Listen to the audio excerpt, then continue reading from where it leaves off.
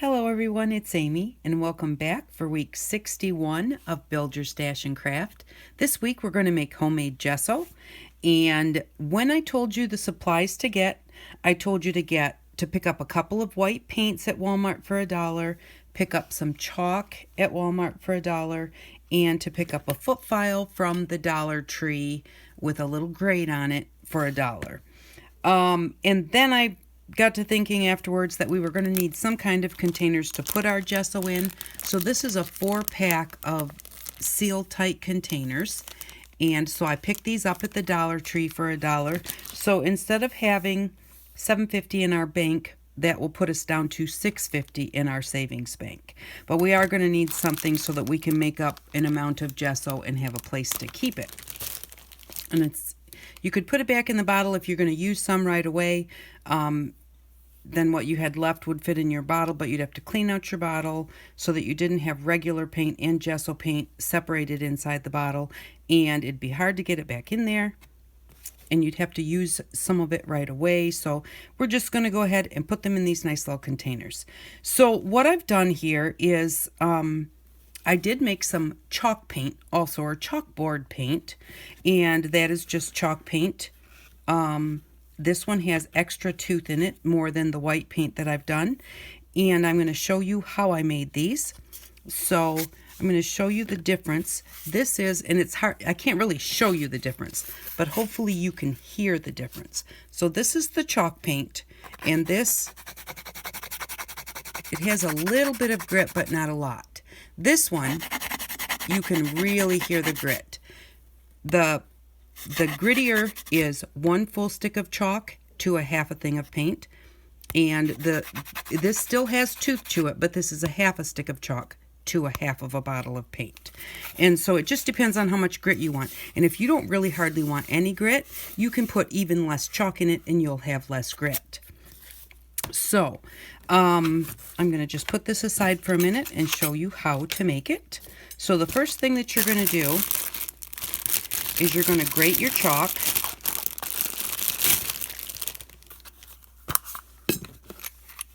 And just take a stick of chalk. And I'm going to make the same as what I made before for the white chalk paint because I kind of like that consistency. Just put that down. And all you need to do is just take your file and just grate it. Now it goes into the bowl, and then it also goes into the inside of this grater. So when you're done, you'll need to empty the grater, and that's easy enough done. It just pulls off. Now you'll get to the point where your chalk starts getting a little uneven, so you need to kind of keep turning it so that it grates a little bit faster. It kind of gets like a groove in it, and if you go around and around, that actually helps it so that you don't get a groove in it. You do want to make sure that you just kind of take your time and take it a little bit slow. You don't want any big chunks of your chalk in your paint. So because that's going to show up as a big lump on your project, and you don't really want a great big lump on your project. But this doesn't take too long. And like I said, just kind of move it around a little bit. And make sure that no big chunk falls off. If a big chunk falls off, then just pull it out of there.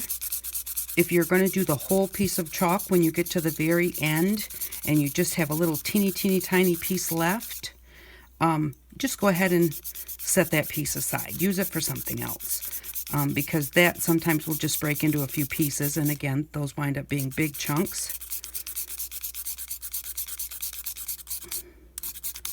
And so there we go. That's about half of our piece of chalk. Not quite. I put a little measurement on my box.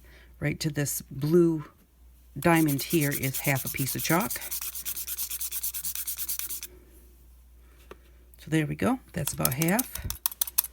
And then what you're going to do is with this one, it just kind of has a little lip on here, and you just grab a hold of that and pull it off. And see, you have quite a bit of chalk in here. Now that kind of gets a little packed in there. So you kind of have to loosen it up a little bit and then give it a tap. And there we go.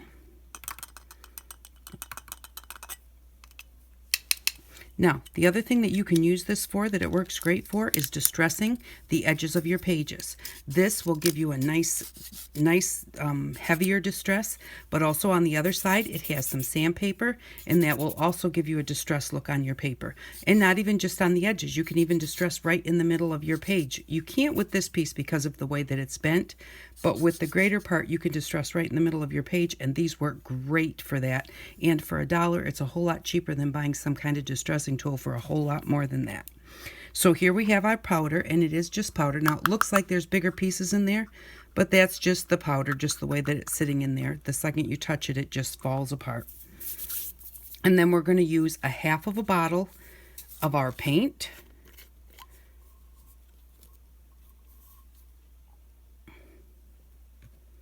And then we're just going to mix it up. Now, what do we use gesso for? Gesso is used for a couple of things. It's used really to prime your paper so that your products can stick better, and also to cover up if you have something where it has like maybe a dark picture and you want to paint with light colors on top of it. Your gesso will help cover that up so that when you paint with your light colors, it's not coming through as much. It's almost the same as priming a wall, and as a matter of fact, gesso really is a primer. And I have done large projects where I've used wall primer to paint the project prior to starting. So, you know, you can always do that, but the thing with that is it's cheaper than buying gesso at the art store. And I don't make anything that's going to last for a million years, so I don't ever worry about acid free and you know, that it's going to last forever. You know, I find that even things that when I bought them, I loved them and I hung them on my wall, and they hung there for maybe 10 or 15 years. After a while, my style changed and I really didn't like them anymore, and I didn't want them anymore. So I really don't feel that anything that I do really needs to last that long. And so I create, whoops, that was a mess. I create just to create, and that's what it's all about. It's just for the fun of it. I don't know if you can see, we've got a little texture going on in there, and this is a hard project to see, but it's just made our paint thicker, and then that chalk gives it tooth. Tooth is something for whatever's going to go on next to grip to, and the tooth also helps this grip to whatever you're going to put it on. And you're going to want to make sure that you mix it really, really well. And then each time that you're going to use it, I would mix it again. You should always mix anything that you're using just to make sure that you get all of the chemicals that are in that product all mixed together before you use it. If you ever notice, sometimes when you go to grab even your acrylic paints and you turn it upside down and you go to squish it out, and some, you know, almost clear liquid comes out, that's some of their binders and everything that they put in there, and that really needs to be mixed with the paint. So, you know, always make sure that you mix things. Just give them a shake, give them a stir, whatever, before you use them. There are a few products you can't do that with, but with most products you can. And there we go. I think that this is pretty well mixed. And so now I think what I'm going to do is I had from our clear stamps last week when we put them in our binder, I saved this little piece that the stamps came on, and this is quite shiny. Now, if you put regular paint on there, sometimes it has a tendency to want to peel off. And so that's where you use your gesso, is when you've got something shiny and you're not sure if your paint's going to stick. Then you just go ahead and put some gesso on it. And the gesso should stick to that shiny surface. And then once it's dry, whatever you're putting on there will stick to that shiny surface. And it doesn't have to be a super thick coat. So there we go. I've just got that on there, and now we'll let that dry. To make the paint for the chalkboard, because I actually wanted to make a little bit of a chalkboard, because I thought it would be fun. Now, you can use chalk paint for anything, and you can obviously make it in any color. You can put in as much or as little chalk as you want to. To seal this, if I can remember what I did with them, there they are. I'm going to put a piece of plastic on there. I'm going to use one of my plastic baggies. And don't forget to open it first. I didn't want two thicknesses of plastic on my jar lids because I thought that might keep it almost a little bit open. But the first time that I cut my baggie, I didn't separate it first and I could not get it apart for anything. I tried to make my fingers sticky. I'm just gonna cut the bottom off this bag. And then just cut it a little bit bigger than my bowl. Cut off the side. And make it a little bit bigger than my bowl. See? And now it already stuck itself back together. But hopefully it should come apart since I've already had it open once. Okay, this is just ridiculous. Okay, for now, I'm going to put it on there like that. And I will fix that later. And that's all there is to it. That's all to making your gesso. And I want to, actually, I don't know why I sealed that up, because I wanted to put some gesso on some cardstock and let it dry. Let's see, I'm just looking through my scrap papers here. I want to see what my wax colors look like on gessoed paper. So I'm just going to gesso this really quick so that we can set it aside and let it dry. Oh, and I think what I'll do is I'll kind of like go right down the middle here.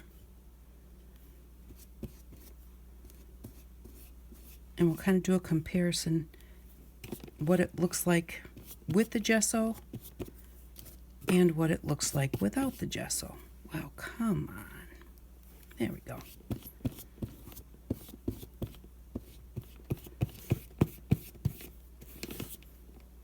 And then I'll show you how I made the chalkboard.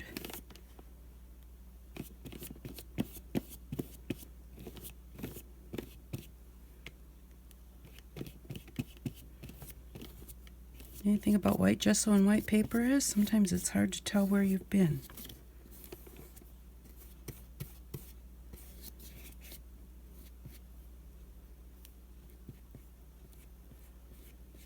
And there was a little bit of blue ink there, so I just put some more gesso on top of it. Okay, so we'll set that aside and let it dry.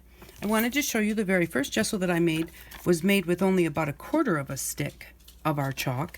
And then I put it on this magazine page and it is stuck.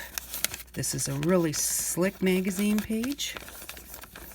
And the gesso, even coming from the page onto the gesso, is not peeling it off. And this one right here was like that. I didn't peel that off just now either. And even going right there, I can't peel that off. So the gesso sticks really nicely with it, or the paint sticks really nicely with the chalk in it. And so for our chalkboard, I mixed a half thing of paint and a full stick of chalk because I wanted the grit to catch my chalk when I was writing on it. But then the other thing I wanted to just try, and I haven't tried this yet, so we're going to see how this works at the same time. When I was little and my mom used to clean the chalkboard, whenever she cleaned the chalkboard, she would take the chalk on its side and rub it across the whole chalkboard and cover the whole chalkboard with chalk, and then she'd use the eraser and she would erase it.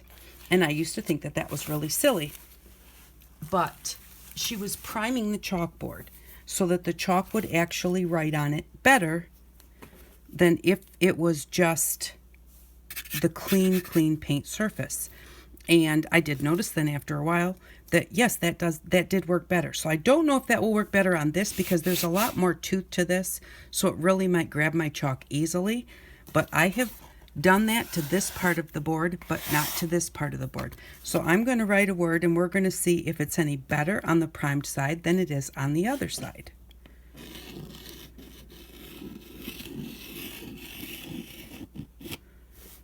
And not so much. It seems to be working just as well on either side. So then I will say, I guess you don't have to prime. Now, if you have a really smooth, if you make your chalk paint with much less chalk, then very possibly you would need to prime it. So, which is just, you just do this, and then when you're all done, you just wipe it off. And I just used a piece of my mat from last week to clean my chalkboard.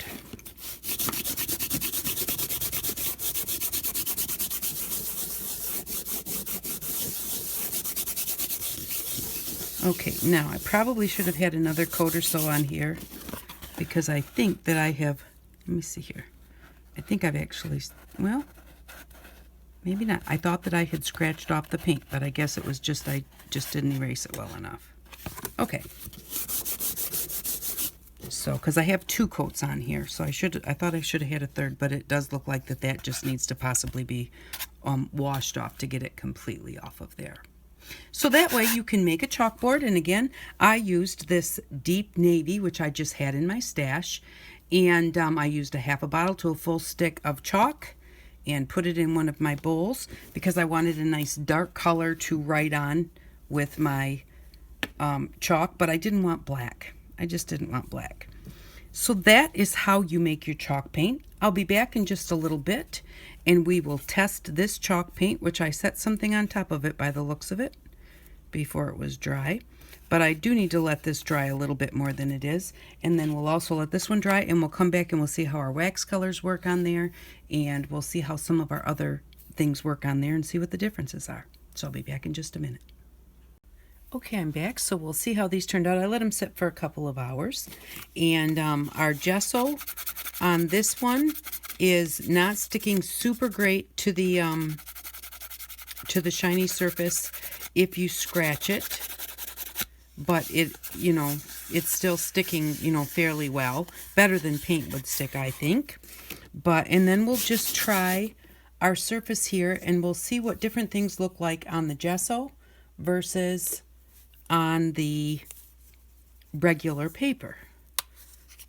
So I'm just going to get just a little dot of paint here just so we can see how the paint works.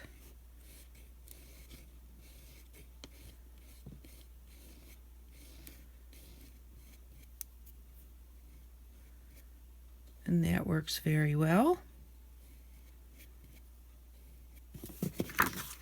There we go. It is grabbing a little more to the gesso and it's a little darker on the gesso side than it is on the paper side. So that's good to know. And then let's see. I've never tried my wax paints with gesso, so I thought that we would try those. Might as well go with the blue. Stick with a little theme here. And so I'm going to stir this up a little bit.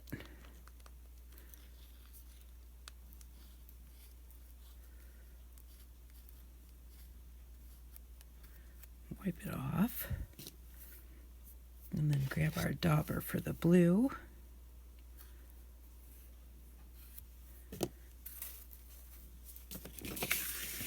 Let's see how this works.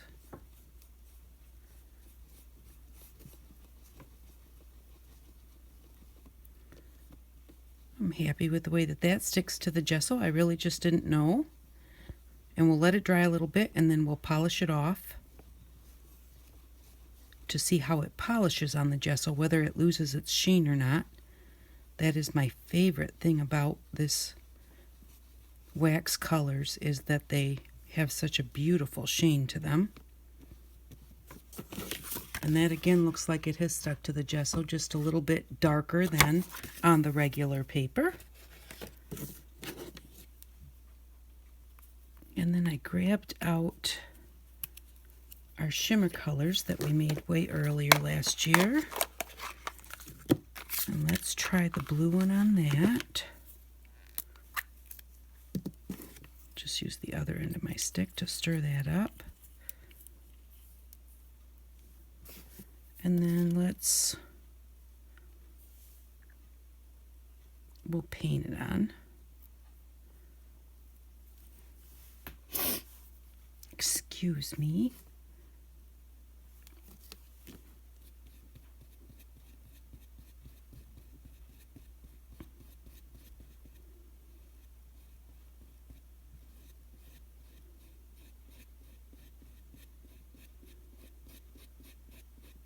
So the gesso grabs the color more than the paper does.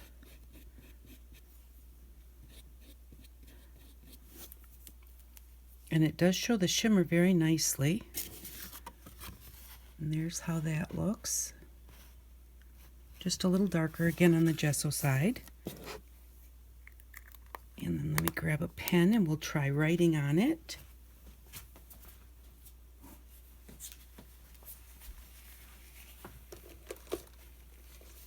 Let's see, we'll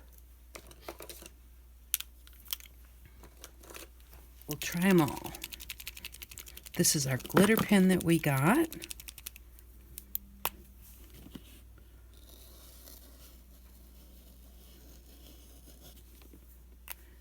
And that works nicely on both surfaces. We'll try our, this is just a watercolor, a kid's watercolor. And our metallic.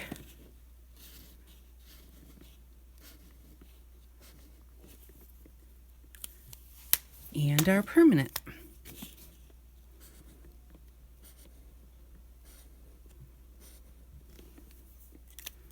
And they all wrote on it very nicely.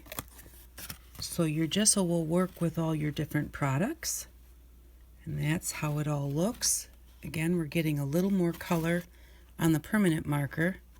I think it's even a little darker here. Our watercolor is actually lighter on the gesso side. And this one is pretty even. But so that all works really nicely. Now let me see, do I have yet? Here's a paper towel. Yeah, it's wet. This part's dry. I don't want to use water on there. We'll see how this buffs up.